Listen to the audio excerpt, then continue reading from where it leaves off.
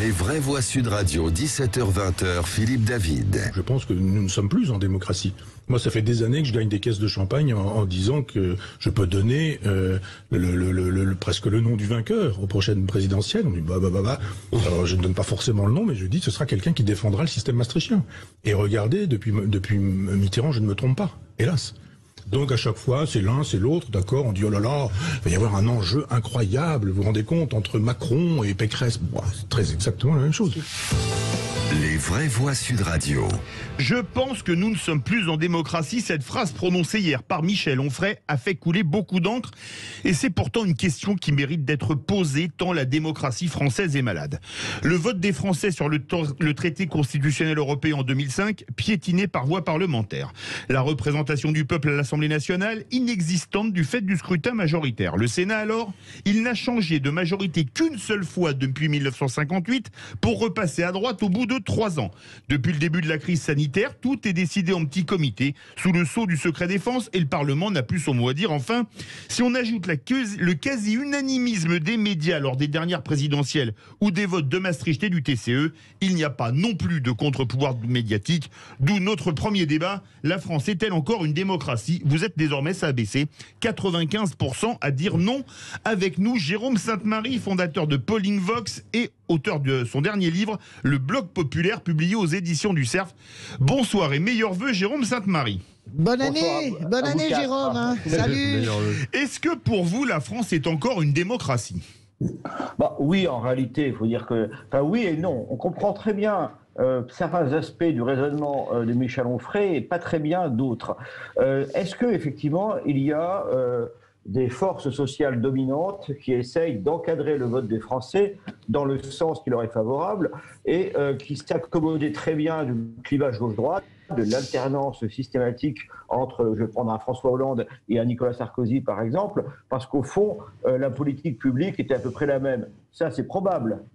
Est-ce qu'il est impossible, dans le cadre de l'institution de la Ve République, de changer le cours de la politique? C'est ce que semble nous dire Michel Onfray, et ça, c'est pas tout à fait exact. Alors, la date, le traumatisme national, vous l'avez donné, c'est 2005. 2005, vous avez 95% des médias qui sont favorables au oui. Dans mon milieu, le milieu des sondeurs et les journalistes que je fréquente, effectivement, la parole légitime, c'est bien sûr le oui, c'est-à-dire que durant la campagne, je me rappelle très bien, certains sondeurs, etc., disaient malheureusement, grosso modo, le non progresse. Ils n'auraient jamais dit malheureusement le oui progresse. Et donc, malgré cette pression médiatique très forte qui correspondait aux intérêts des classes dominantes qui sont toutes favorables, pour ainsi dire, à la construction européenne telle qu'elle se déroule, malgré, vous savez, cette une de Paris Match où on avait Nicolas Sarkozy et François Hollande souriant ensemble pour inciter les Français à voter oui, l'un représentant l'UMP, l'autre représentant le Parti socialiste. Malgré cela, 55% des Français, dans un scrutin où il y avait eu une participation de l'ordre de 70%, eh bien 55% des Français ont désobéi, si j'ose dire, aux autorités morales, économiques, politiques, religieuses et philosophiques. Et ces 55% des Français ont remporté une victoire totalement illusoire, puisque 3 ans plus tard, en 2008, le Sénat et l'Assemblée nationale réunis en congrès à Versailles votaient un texte qui était le frère jumeau du texte que le peuple français avait refusé, ce qui, dans le cadre de nos institutions voulues par le général de Gaulle, le référendum, qui est vraiment ce qu'il y a de plus élevé. Eh bien là, la voix populaire a été bafouée, et donc c'est ce qui génère un pessimisme très grand. Des gens aussi modérés que Hubert Védrine, par exemple, ont écrit que depuis 2005, on ne pouvait plus parler de la démocratie en France de la même manière. Ça, il y a effectivement ce déni, ce traumatisme. Mais j'aimerais quand même qu'on ait l'occasion de discuter. On va en échanger. Vous allez échanger. De Michel Onfray. Jérôme, vous allez échanger avec les vraies voix. Le meilleur d'entre nous, Philippe Bilger. Non, arrêtez de le dire, mon cher Philippe. Sinon, je vais finir par ne plus le croire. Ça va être suspect, effectivement. Mais plus sérieusement, d'abord, est-ce que c'est un peu basique de dire cela, mais j'aime beaucoup les propos provocateurs et toujours intelligents de Michel Onfray, mais je ne peux pas m'empêcher de penser tout de même à ces pays qui ne sont clairement pas des démocraties et où la nôtre, par rapport à eux, fait relativement bonne figure. Deuxième point, je n'arrive pas bien à exprimer ma pensée, mais je pense que on peut avoir l'impression parfois que nous sommes assujettis, ou plutôt dépendants d'un formalisme démocratique, mais qu'une certaine manière de présider, notamment d'Emmanuel Macron, peut nous faire douter de la manière démocratique de présider. Comme si, au fond, il y avait une manière un peu autarcique, solitaire, voire narcissique, de diriger la France qui peut nous laisser penser que les mécanismes formels sont respectés, mais que l'esprit, lui, peut-être, n'est pas assez observé dans sa plénitude. Jérôme Sainte-Marie.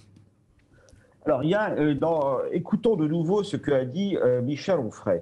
Il y a un point sur lequel moi je ne suis pas du tout d'accord avec lui, c'est l'idée que si jamais un président très transgressif était élu, il ne pourrait pas gouverner. C'est ce qu'il nous dit, parce qu'en réalité, c'est d'ailleurs à la fois la force, et puis ça a quand même été très critiqué, des institutions de la Ve République. On l'a vu en 2002, après l'élection un peu par accident de Jacques Chirac, on l'a vu plus récemment avec Emmanuel Macron. Le fait que les élections législatives aient lieu juste après la présidentielle entraîne, facilite énormément le fait que le président qui vient être élu ait une majorité à l'Assemblée législative. À mon avis, dans toutes les hypothèses que nous avons actuellement, à 4 mois de la présidentielle, à moins de 4 mois, eh bien, dans toutes les hypothèses les vraisemblables, je ne vois pas comment un président qui serait élu n'aurait pas une majorité à l'Assemblée nationale, quel qu'il soit. Tout simplement parce que les Français vont voter massivement à la présidentielle et ensuite confirment leur choix lors des législatives, ou plutôt les oppositions se démobilisent. Après, il y aura toujours des forces sociales pour s'y opposer, mais c'est normal. Le président de la République élu n'a quand même pas tous les pouvoirs, il a toujours une société avec laquelle il doit composer, et même quelqu'un comme Emmanuel Macron, qui a été élu à une majorité large à l'Assemblée nationale lorsqu'il était en 2017, eh bien, qui est soutenu quand même par une bonne partie de la gauche libérale et de la droite libérale, par les milieux, enfin le monde des affaires, tout cela, eh bien même Emmanuel Macron, qui domine politiquement et socialement comme rarement avant lui, eh bien, il doit composer avec la société, et parfois la société se rebiffe, on l'a vu avec les Gilets jaunes. Donc, ça, c'est le raisonnement de Michel Onfray que j'ai plus de mal à suivre. Évidemment, le fait que le président qui est élu n'ait pas tous les pouvoirs, malgré tout, eh bien, n'est pas une preuve qu'on ne serait pas en démocratie, tout au contraire. Françoise Degois. On est d'accord, Jérôme Sainte-Marie, pour dire qu'Emmanuel Macron, par sa personnalité, par sa psyché, pousse au paroxysme tous les pouvoirs de la Ve et tous les excès de la Ve. Cette espèce de verticalité, de solitude voulue, choisie, c'est pas du tout une solitude... c'est pas du tout subie, c'est une solitude voulue, choisie. Il a éliminé très méthodiquement, jour après jour, mois après mois, tous les gens qui l'ont fait roi. Il est roi seul.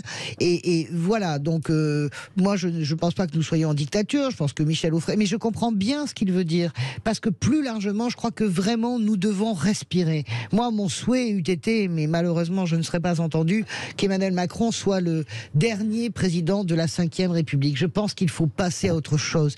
Il n'est pas imaginable, et ça c'est hors évidemment conviction politique que vous connaissez les miennes, je ne suis pas soupçonnable d'être une électrice du Front National, mais il n'est pas imaginable qu'une finaliste n'ait que 5 de présidentielle, n'ait que 5 personnes ou 7 pour la représenter à l'Assemblée nationale.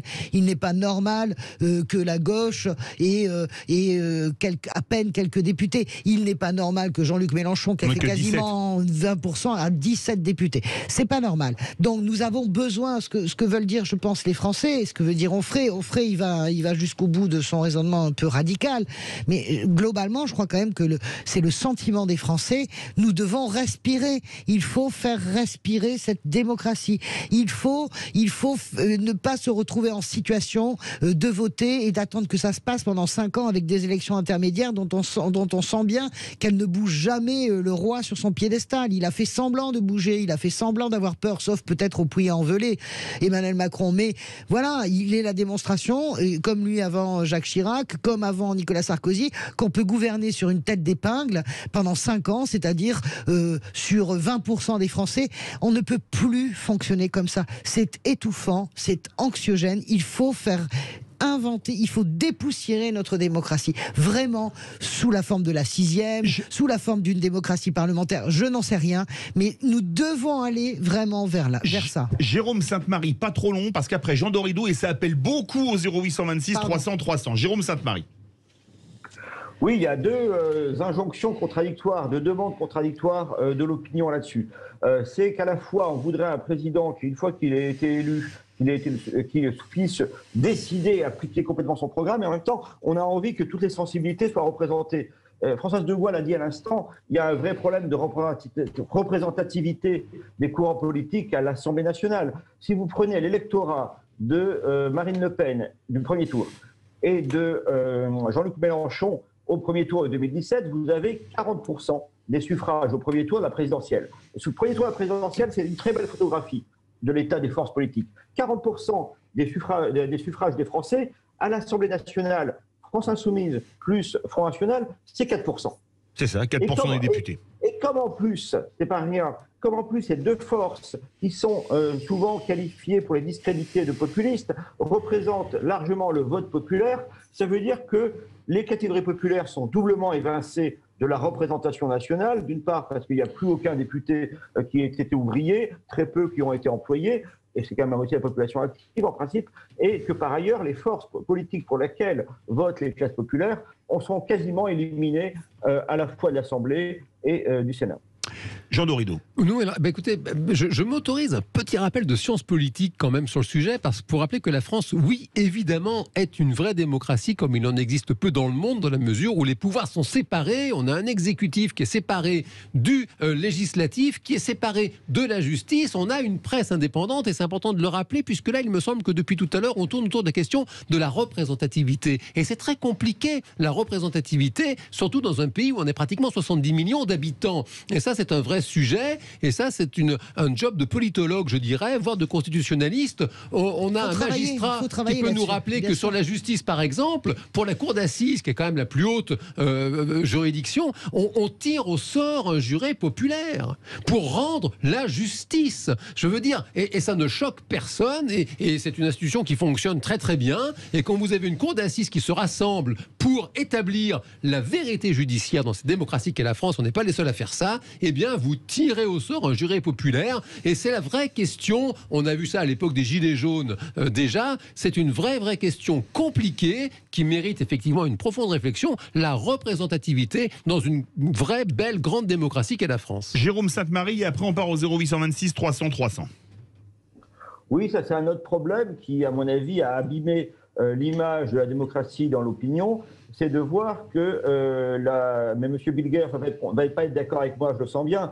Moi là-dessus, je m'inspire un peu de quelqu'un qu'il connaît bien, qui est Régis de Castelnau, et j'ai remarqué avec lui quand même que différentes forces d'opposition, que ce soit le Front National, la France Insoumise, et bien sûr en 2017 les Républicains, ont fait l'objet d'une vigilance particulière de la justice, et qui de fait, à un moment donné, fait de la politique. Donc beaucoup de Français sont quand même aussi traumatisés par le spectacle lamentable de la campagne de 2017 où, pour une question somme toute assez secondaire, on a eu un débat politique totalement perturbé, alors même que c'est le grand rendez-vous démocratique du pays. On part au 0826 300 300, direction la promenade des Anglais, direction Nice. Bonsoir Nathalie et meilleurs vœux. Bonsoir, bonne année. Bonne année Nathalie. Meilleurs vœux. Tombe en 2022. On espère le meilleur pour vous, vos proches. On vous écoute, et pour vous, je crois, la France n'est plus une démocratie. Vous êtes sur la même ligne que Michel Onfray. Quand on commence à être dirigé par des privés étrangers ou par des conseils scientifiques ou des conseils de défense, expliquez-moi un peu où est la démocratie là-dedans, quoi. Oui, donc pour vous, par exemple, l'état d'urgence sanitaire, où tous, j'ai lu dans mon intro, où tout se décide à quelques personnes sous le sceau du secret défense pour 30 ans, et que... Non, a priori, alors, je crois qu'à 30, on peut débloquer déjà, il me semble. Non, mais vous vous rendez compte? Donc pour vous, ça c'est la preuve qu'on n'est plus en démocratie. Mais bien sûr que non, c'est réellement une dictature déguisée, en plus d'intérêts étrangers privés, d'après ce qu'on comprend de mieux en mieux. Alors, c'est juste dingue Nathalie, ce qui arrive dans notre pays. Il y a Jérôme Sainte-Marie qui veut réagir. On vous remercie, Nathalie, parce qu'après on va prendre la direction des Yvelines. C'est pas le même coin que Nice et on vous souhaite encore meilleurs vœux. Jérôme Sainte-Marie, vous entendez Nathalie de Nice, qu'est-ce que vous voulez lui répondre? C'est vrai que le Conseil de défense sous secret défense pour des décennies, sans que le Parlement ne puisse rien dire et le peuple rien contrôler, et le Parlement non plus rien contrôler, c'est quand même problématique. Jérôme Sainte-Marie. Ah, on reconnecte Jérôme Sainte-Marie. Alors on va prendre François des Yvelines et on fera répondre Jérôme Sainte-Marie aux deux appels. Bonsoir François. Oui, bonsoir à tous, bonsoir aux vrais voix et meilleurs vœux pour cette nouvelle année. Eh bien, meilleurs vœux à vous aussi, bonne année, bonne santé comme on dit. Vous avez une vision plus mitigée que Nathalie, je crois. Oui, alors en fait, on parle souvent de démocratie. Il faut en revenir à la définition de la démocratie suivant Tocqueville, qui dit que c'est l'exercice d'une minorité l'exercice du pouvoir par une minorité au bénéfice d'une majorité, et ça s'exprime d'une façon permanente. Donc on a rappelé un petit peu ici dans les vraies voix déjà quelle peut être la différence entre les institutions et l'exercice de la démocratie par le pouvoir qui est en place. Il ne faut pas toujours opposer la démocratie à une non-démocratie. Il y a la démocratie telle que le définit Tocqueville et aussi ce qui peut être une oligarchie et qui, selon moi, est le cas de la France, puisque la caste, on peut dire, du pouvoir émane surtout d'un cercle assez restreint comme l'ENA. Il y a aussi des négations criantes, en tout cas, de la volonté du peuple, qui a été faite notamment par le traité de Lisbonne, plus récemment par l'application du 49.3 pour faire passer la réforme des retraites par le gouvernement actuel, et il y a aussi le cas sous Hollande. Dans le cadre de l'exercice, je voudrais juste rajouter qu'il y a quelque chose qui n'a pas été mentionné, c'est ce qu'on appelle entre guillemets l'état profond.